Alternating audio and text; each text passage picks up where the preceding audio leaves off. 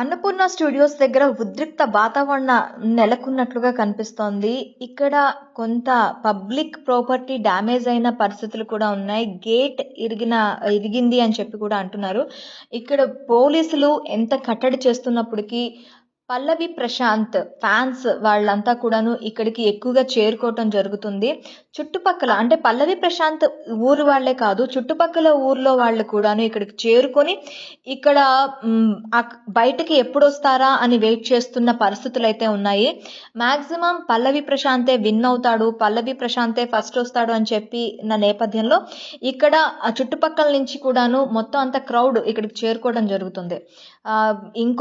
ఇంకొంచెం సేపట్లో వాళ్ళంతా బయటకు వచ్చే పరిస్థితులు ఉన్నాయి. సో ఇప్పుడు ఇక్కడ ఉన్న పరిస్థితి తీసుకున్నట్లయితే దాదాపు 20 మంది పోలీసులు ఇక్కడ పహారా కాస్తున్నారు.